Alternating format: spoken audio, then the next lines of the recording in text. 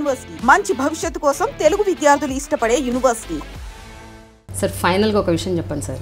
ఎన్నో struggles face చేశారు, ఎన్నో ఛాలెంజెస్ ఎదుర్కొన్నారు. కొన్ని రోజుల్లో పస్తులున్న రోజులు ఉన్నాయి, భోజనం లేని రోజులు ఉన్నాయి, వైశాలు దొరక్క ఇంట్లో ఏం చేయాలో చెప్పుకొని రోజులు ఉన్నాయి. ఇవన్నీ భరిస్తూ ఒక స్థాయికి వచ్చారు. కానీ ఇప్పటి రోజుల్లో ఎవరైతే ఒక ఇండస్ట్రీలోకి వచ్చి ఏమైనా పేరు తెచ్చుకోవాలి, లేకపోతే ఒక రోల్ సంపాదించాలి, ఒక హీరో అవ్వాలి, ఒక స్థితికి రావాలి అని అనుకున్న వాళ్ళు అలా వస్తున్నారు, సక్సెస్ అవుతున్నారు, మళ్ళీ ఫెయిల్ అవుతున్నారు. ఫెయిల్ అయిన వాళ్ళలో నిలకడ ఉండట్లేదు, ధైర్యం ఉండట్లేదు, సూసైడ్ చేసుకుంటున్నారు. కొంతమంది చాలా డిప్రెషన్కి లోన్ అవుతున్నారు. మీ ఆ రోజుల్లో మీకు అంత ధైర్యం ఎక్కడిది? ఇప్పటి పిల్లల్లో ఎందుకు లేదు? మీరు ఏమన్నా ఎప్పుడైనా అనలైజ్ చేశారా సార్ ఎందుకు ఇలా జరుగుతుందో? ఇందా మనం చెప్పుకున్నాం, అవగాహన లోపం, అవగాహన లేదు. వాళ్ళు రావడంతో సులభంగా చాలా తేలిగ్గా అవకాశాలు వస్తున్నాయి. దాంతో కూడా ఊహాగానాలు ఎక్కువైపోతున్నాయి. మేము ఇతని షార్ట్ పీరియడ్లో చిరంజీవి అవుతాం, కృష్ణ అవుతాం, ఒక అర్జున్ అవుతాం అని చెప్పిన ఊహలు ఎక్కువ ఊహించుకుంటున్నారు. ఆ ఊహలకి వీళ్ళు అందటంలా 2 సినిమాలు 3 సినిమాలు అయిపోయిన తర్వాత ఆ వచ్చిన డబ్బుతోటి వీళ్ళు విలాసాలు బ్యాడ్ హ్యాబిట్స్ కూడా అవుతున్నారు. పక్కన చేరే భజంత్రీలు వీళ్ళని చెడగొడుతున్నారు. నువ్వు అంతటి వాడు అవుతావు, ఇంతటి వాడు అవుతావు అని చెప్పి వాడిని ఆకాశానికి ఎక్కుతున్నారు. ఆ ప్రలోభాలకి లోనైపోయి పక్క మాటలు విని వీళ్ళంతా ఊహించుకొని ఎక్కడో ఊహాలోకాల్లో తేలియాడుతూ చివరికి ఆశించింది రాకపోయేసరికి డిప్రెషన్ వస్తుంది. ఆ 4 డబ్బులు సంపాదించుకొని అయిపోతున్నాయి, అంతే కదా. ఆ తర్వాత ఏం చేయాలి? ఏం చేయడానికి అవకాశం లేదు. ఏదో ప్లాన్లు వేస్తున్నారు వాళ్ళు, ఎవరో ధనవంతుల బిడ్డల్ని ట్రాప్ చేయడానికి, ఇంకోటో. ఈయన విచిత్ర విషయాలు ఇళ్ళు ప్రారంభించి అనుకుంటున్నారు. ఇది అట్లాంటి విషయాలకు కూడా వీళ్ళు చేసేసరికి ఏమవుతుంది, అవి సక్సెస్ కాక డిప్రెషన్ వచ్చి అంతకుముందు వాళ్ళు ఊహించుకున్న మొత్తానికి ఏది దగ్గర రాకపోయేసరికి చచ్చిపోదామా లేకపోతే వెళ్ళిపోదామా, ఏం చేద్దాం, మెంటల్గా డిప్రెషన్ వచ్చేసి చేస్తున్న వాళ్ళు చాలామంది ఉన్నారు. అవునా కదా?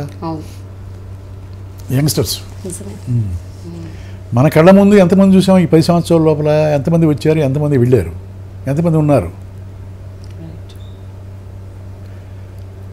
పుట్ల పగిలినట్టు పగిలారు, చీమల పుట్టలాగా వస్తానే ఉన్నారు. మరి ఇప్పుడు ఇవాళ శుక్రవారం ఎంతమంది విన్నాను, 8 సినిమాలు రిలీజ్ అయినాయి. ప్రతి వారం 8, 10 వస్తున్నాయి పోతున్నాయి. వీళ్ళంతా హీరోలుగా. మరి వాళ్ళు లేని మళ్ళీ ఎక్కడికి కనిపిస్తున్నారు? వెళ్ళిపోతున్నారు, వస్తున్నారు.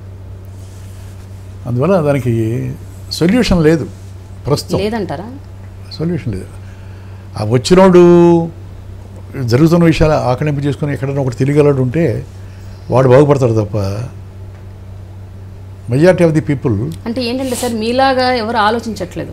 అంటే ఇప్పుడు హీరో కాకపోతే విలన్ కాకపోతే క్యారెక్టర్, లేకపోతే ఏదో ఒక పాత్ర, మంచి పాత్ర పోషించాలి, అప్పుడు ఉండిపోతాం అని అనుకోవట్లేదు. హీరో అంటే ఇంకా హీరో అదే చెప్తున్నాయి. వాళ్ళ ఉద్దేశమే హీరో. వాడు కోతిమూతి అని కావచ్చు, కోమూతి అని కావచ్చు, వాడు హీరో అనుకుంటాడు అంతే. ఆ హీరో అనుకుని ఓ సినిమా 2 సినిమాలు చేస్తాడు, అయిపోయిన తర్వాత ఆ హీరో వస్తేనే చేస్తానంటాడు. ఎట్లా కుదురుతుంది? How impossible. ఇవన్నీ ఈ కోరికలన్నీ ఎక్కువైనాయి. వాళ్ళకి ఆలోచన విధానం తప్పు. దాన్ని ఎవరు ఏం చేయలేము. కాకుండా అవకాశాలు కూడా తేలిగ్గా వస్తున్నాయి. అదే చాలా ఈజీ అనుకుంటున్నారు వాళ్ళు. మనకి రాకపోతాయా? ఇప్పుడు ఎవరి గురించో చెప్పక్కర్లా. ఇప్పుడు ఉదయకిరణ్ ఏమయ్యాడు? ఉదయకిరణ్ తరుణ్ ఎందుకు వెనక్కి తగ్గాడు? మంచి ఆర్టిస్టే కదా. కారణాలు ఏమిటో ముందు తెలియదు. Thank you so much sir. Interview finish చేసేలోపు ఒక మంచి డైలాగ్ చెప్పండి సార్. మీకు గుర్తున్న డైలాగ్. ఇంకో విషయం తెలుసు నీకు? మీకేం గుర్తుండవా?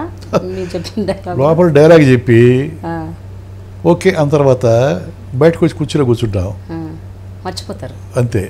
మీరు రాసిన సినిమాలే కదా, మీ డైలాగులు మీకు గుర్తుండవు. అసలు ఏది గుర్తుండదు. ఆ సెట్లో ఉన్నంతసేపు గుర్తుంటాయి.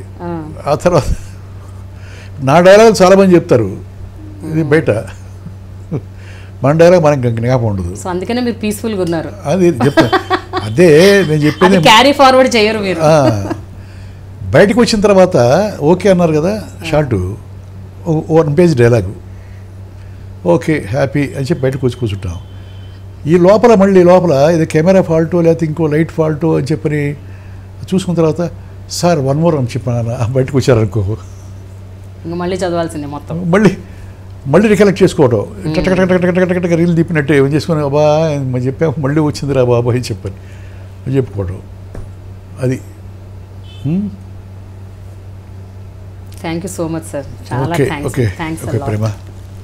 నేను మీ Giribabu, I dream channel, dialogue with Prema. Thank you.